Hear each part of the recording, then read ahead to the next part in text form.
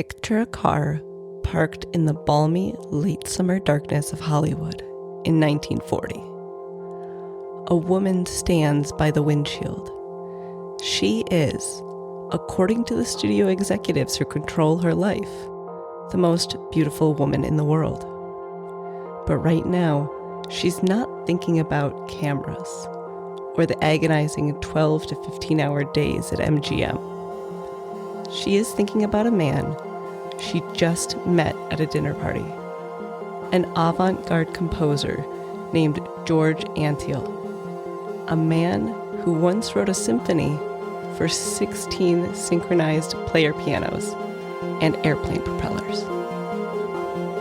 She takes out a tube of lipstick, and right there on the glass of his windshield, she writes her private phone number. When he calls the next day, they don't talk about movies.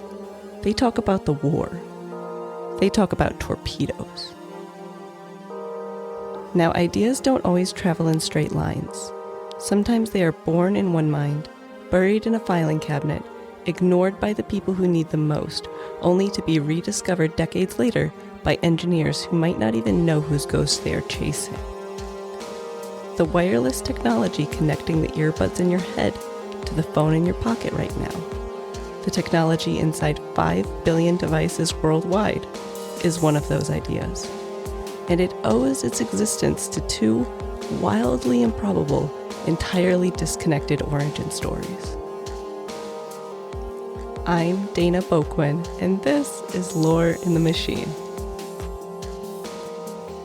To understand the first story, you have to know who Hedy Lamarr was before she was a movie star. Born Hedwig Keisler in Vienna, she dismantled and rebuilt her music box at age 5. By 18, she was married to Friedrich Mandl, an Austrian arms manufacturer known as the Munitions King.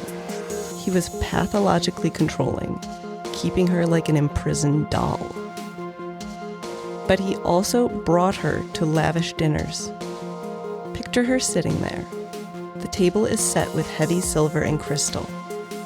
Men in uniform, military contractors, fascists, sometimes Mussolini, sometimes Hitler, lean over their cigars. They don't look at her, not really. They look at her as a beautiful object, a trophy, but they don't see her mind. She's expected to be an ornament, to sit there silently. But she is listening. While they talk right over her about radio-controlled torpedoes, about how easily the guidance signals can be jammed by the enemy, she is absorbing every word, and they think she is too stupid to understand them. Eventually, she escaped. She fled to London, negotiated a brilliant contract with the head of MGM on a luxury liner, and became Hollywood royalty. But in her trailer, between takes, she had an inventing table. And in the fall of 1940, after a German U-boat torpedoed a passenger ship carrying 87 children, she decided to put her munitions education to use. She and George Antheil realized that if torpedoes' radio guidance signals constantly hopped between frequencies, the enemy couldn't jam it. But how do you keep the sender and receiver perfectly synchronized? Antheil remembered his player pianos. If you've never seen a player piano roll, imagine a long scroll of heavy paper. Punched into the paper is a pattern of holes. As the roll unwinds inside the piano, a mechanical reader feels for those holes, triggering specific keys to strike at exact moments. It is pure mechanical memory. They realized, what if you put an identical paper roll in the ship and in the torpedo? Start them at the exact same moment, and they would unwind at the exact same speed. The radio signal would hop from frequency to frequency, dictated by the holes in the paper, in perfect, unbreakable unison. How many frequencies? Exactly 88. One for every key on a piano. They filed a patent for a, quote, secret communication system, and donated it to the US Navy. The Navy's response was devastating. They literally laughed it off. They said, "My God, we can't put a player piano in a torpedo." They told the most beautiful woman in the world that she shouldn't worry her pretty head about engineering.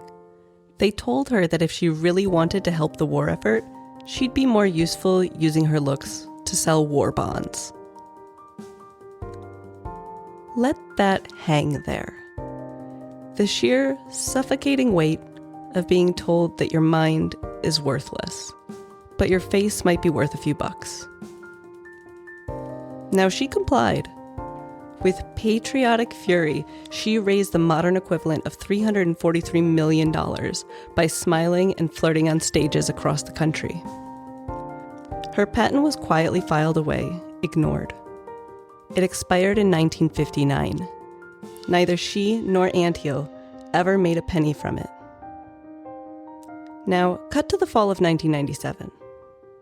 We are in a pub in Toronto, seeking shelter from the blustery, freezing wind. Two engineers, Jim Kardak from Intel and Sven Mattisson from Ericsson, are drowning their sorrows. They had just spent the day pitching their rival short-range wireless technologies to a consortium, and they had bombed. So they do what engineers do in pubs.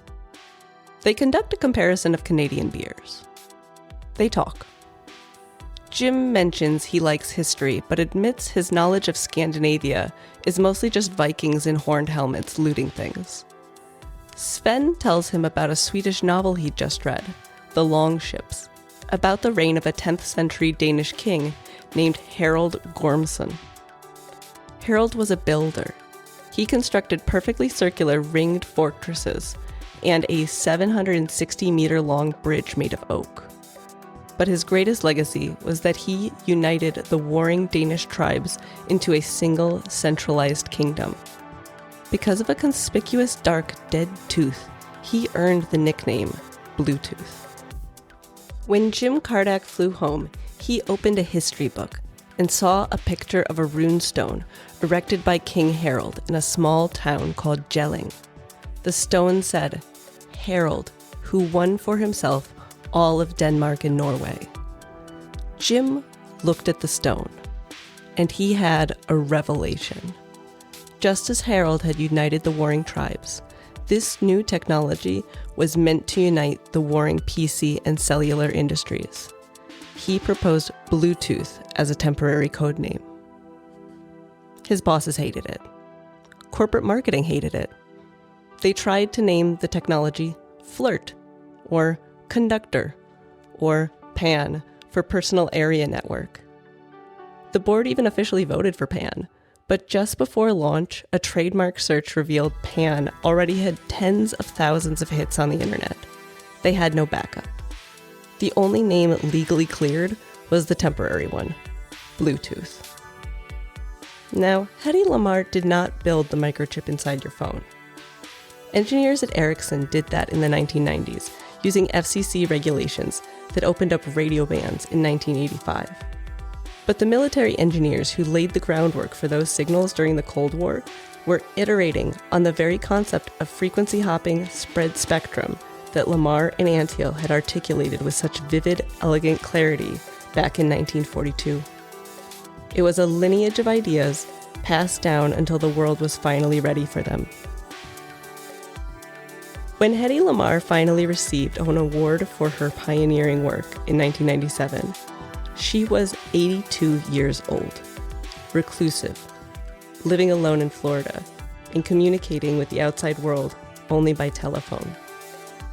When they called her to say that she was finally being recognized, her response was brief.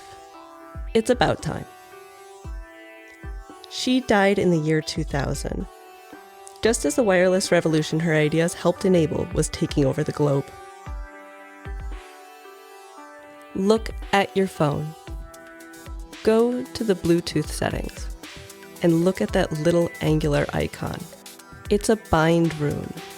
It's two ancient characters from the Younger Futhark alphabet merged together. Hegel for H, Bjarkan for B. Harald Bluetooth initials. Stamped onto 5 billion devices is a symbol chosen on a whim in a Toronto pub honoring a 10th century king with a bad tooth. But somewhere inside it is also this: a woman at a drafting table in the dark, after a 15-hour day on a movie set, in a Hollywood that thought it knew exactly what she was worth, figuring out how to make a signal move like fingers across 88 piano keys. I'm Dana Boquin, and this is Lore in the Machine.